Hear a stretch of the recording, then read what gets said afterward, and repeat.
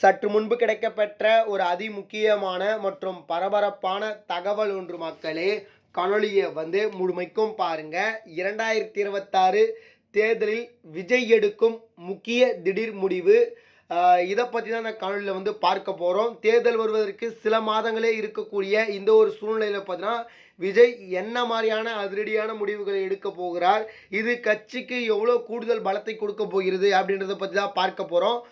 வீடியோக்குள்ளே போகிறதுக்கு முன்னாடி நம்ம சேனலுக்கு நீங்கள் இப்போ தான் ஃபஸ்ட் டைம் வந்திருக்கீங்கன்னா மறக்காமல் நம்ம சேனலை சப்ஸ்கிரைப் பண்ணிட்டு பக்கத்தில் இருக்கக்கூடிய பெல் பட்டனை ஆலில் செட் பண்ணி வச்சுக்கோங்க. அப்போ தான் நம்ம போடுற ஒவ்வொரு அப்டேட்டும் பார்த்தீங்கன்னா உங்களுக்கு நோட்டிஃபிகேஷனில் வரும். அதாவது தேர்தல் வருவதற்கு சில மாதங்களே இருக்கக்கூடிய இந்த ஒரு வேலையில் பார்த்தீங்கன்னா தேர்தல் குறித்து மும்முரமாக கட்சி பணி தொடங்க வேண்டும் அப்படின்னு சொல்லிட்டு தாவேக தலைவர் விஜய் அவர்கள் சொல்லியதாக தற்பொழுது தகவல் ஒன்று வெளியாயிருக்கிறது. அதாவது கட்சிக்கு ஒரு கூட்டம் கூட்டி எந்தெந்த தொகுதிகளில் எத்தனை, அதாவது எவ்வளோ வாக்குகள் நம்மளால் பெற முடியும் அப்படின்ற ஒரு சதவீதத்தை எடுங்கள் அப்படின்ற மாதிரி சொன்னதாகவும், அது மட்டும் இல்லாமல் எந்தெந்த மாவட்டத்தில் எந்தெந்த தொகுதிகளை யாரை நிறுத்தலாம் அப்படின்ற மிகப்பெரிய திட்டத்தையும் யுத்தியும் வகுக்க உள்ளதாக தற்பொழுது தகவல் கிடைத்திருக்கிறது. அதாவது 2026 தேர்தலை எதிர்பார்த்து காத்துட்டு இருக்க மக்களுக்கும் புதியதாக மாற்றம் ஏற்படாதா, புதிய நபர்களை கொண்டு வர வேண்டும், புதிய நபர்களுக்கு வாக்களிக்க வேண்டும் அப்படின்னு சொல்லிட்டு ஏகப்பட்ட மக்கள்கள் இருக்கிறதாகவும்,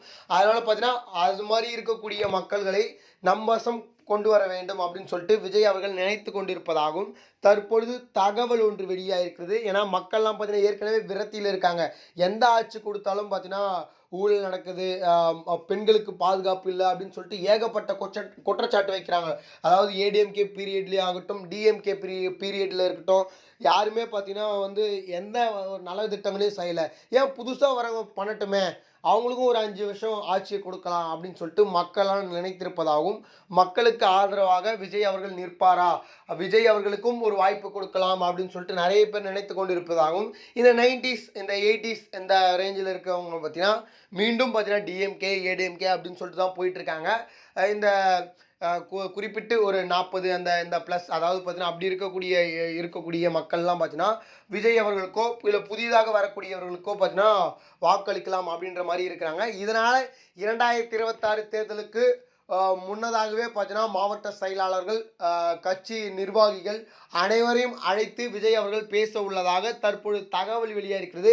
ஏன்னா இது தேர்தல் சமயத்தில் கை கொடுப்பதற்கான வாய்ப்புகள் இருக்குது. அது மட்டும் இல்லாமல் கூட்டணி தொடர்பான ஆலோசனையும் அங்கே பண்ண உள்ளதாக நமக்கு தகவல் கிடைக்கப்பட்டிருக்கு. பார்ப்போம் யாருடன் விஜய் அவர்கள் கூட்டணி வைக்கிறார் அப்படின்னு சொல்லிட்டு. தாவேகாவுடன் கூட்டணி வைப்பார் அப்படின்னு சொல்லிட்டு ஒரு தகவல் போயிட்டுருக்கு. அதை பற்றி நம்ம விரிவாக பார்ப்போம். ஆனால் தாவேகாவுடன் கூட்டணியா இல்லையா அப்படின்னு சொல்லிட்டு வரக்கூடிய வீடியோஸில் தெரிஞ்சிடும். இது போல சுவாரஸ்யமான அரசியல் உண்மை நிலவரங்களை நீங்கள் இன்ச்சு பை இன்ச்சு தெரிஞ்சுக்கணும்னு நினச்சிங்கன்னா நம்ம சேனலை மறக்காமல் சப்ஸ்கிரைப் பண்ணிட்டு பக்கத்தில் இருக்கக்கூடிய பெல் பட்டனை ஆலில் செட் பண்ணி வச்சுங்க. நன்றி மக்களே. அடுத்த வீடியோ